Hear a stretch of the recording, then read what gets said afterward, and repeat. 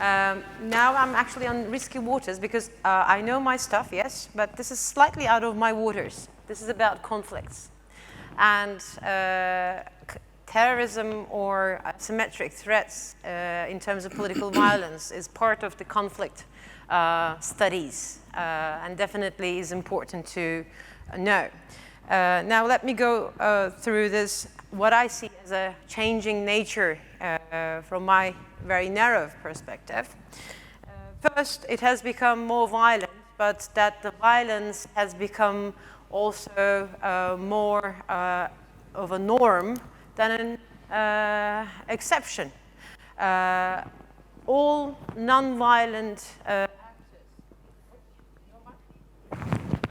now, Mike, okay.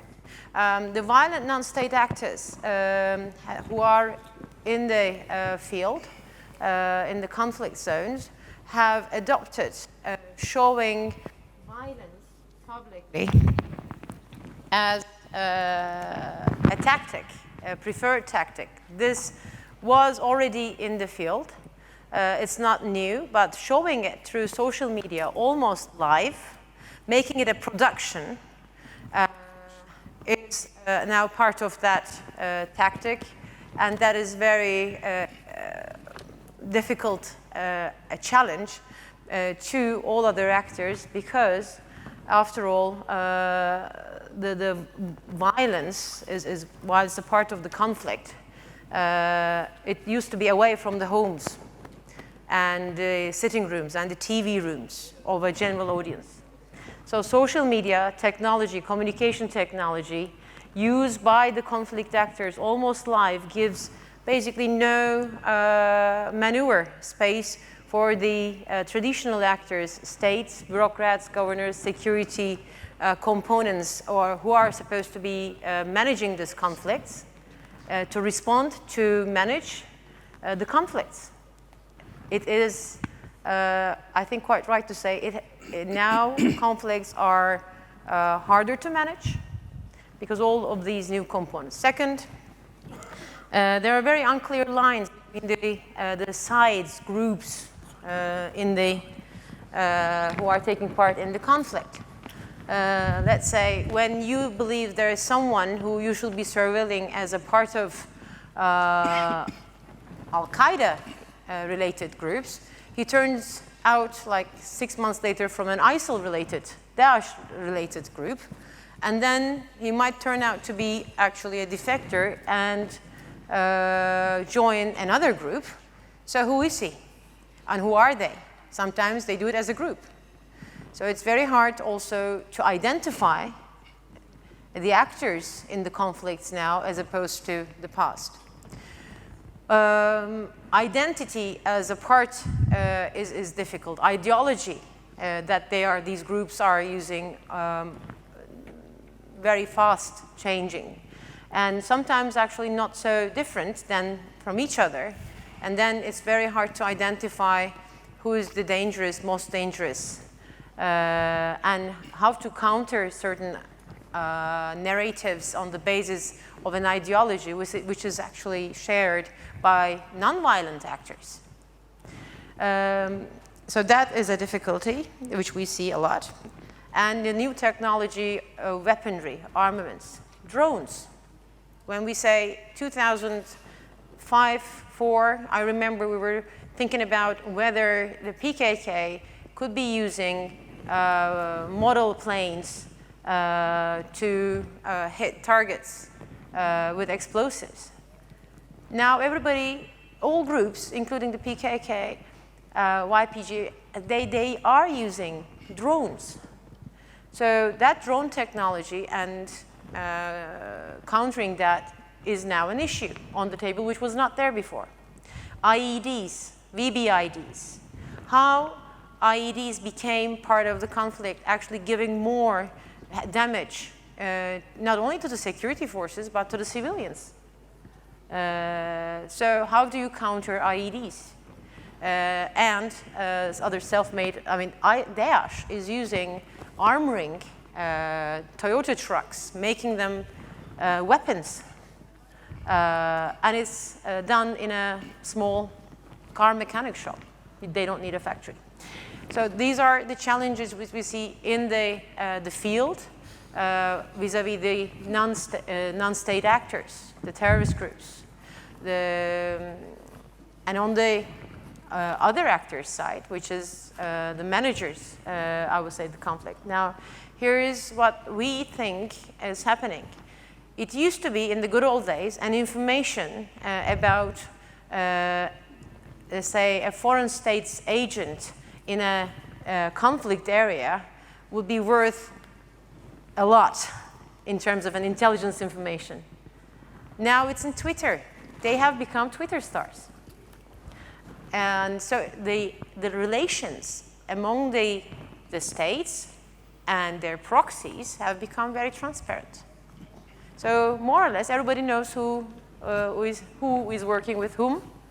While these alliances, tactics change, it's, again, very transparent. So it, again, limits the capabilities of classical conflict management. Now, a third factor, which I can, if my time permits me, I'd like to touch upon, is the factor which I say the strategy tactic. I've seen this in a CENTCOM, US CENTCOM Twitter account. It was talking about strategy without tactics and tactics without strategy. And it was referred to the war master, Sun Tzu. It's now in the conflicts, it seems, it used to be the conflicts will be interpreted as part of strategies of the actors, international actors and regional actors. Now, tactical moves seem to go much before the strategies. The strategy, without strategies, there are tactical alliances, there are tactical steps for very short-term goals, and that has an impact, a deeper impact on the conflicts themselves. We are, I think, at a stage where actors are creating more problems while trying to solve narrowed down problem targets. Say, trying to save one particular region from Daesh may cause a bigger problem in terms of countering Daesh in 5 years, or the ideology of Daesh in 5 years. So lack of strategies and short-term tactics has also become, unfortunately, a factor in the current conflict management in the region, which is a very big risk for all the actors.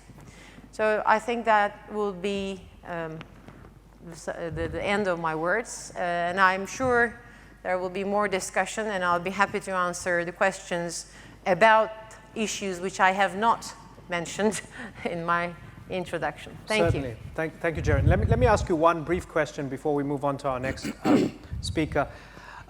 As part of the Turkish state's strategy, we hear very often from the president to the prime minister and so on, foreign minister, there's no difference between Daesh and the PKK, right? It's said quite often.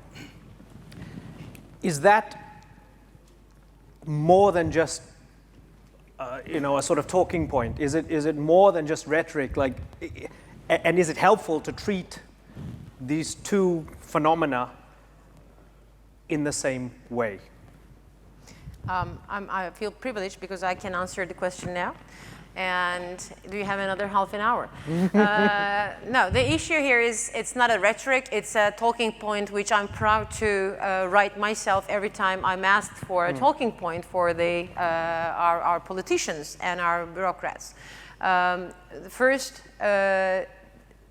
when you look at the numbers of detention, arrests, police operations, and all that, the response is quite strong for both organizations, and of course with proportionate threat, because I'll give you two examples. There had been 2 Syrian citizens.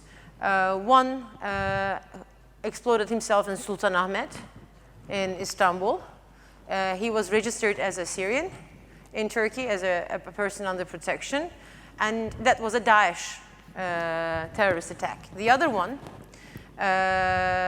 he was registered as a Syrian refugee. He was originally a Turkish citizen from one. He exploded in Ankara, a suicide bomber. So we have two suicide bombers using more or less the same technology of making IEDs or suicide vests. And they all, both of them came from the same part of our border. One is from, say, Kobani, and the other one came from Tel Abyad. And the result is they are both terrorist attacks.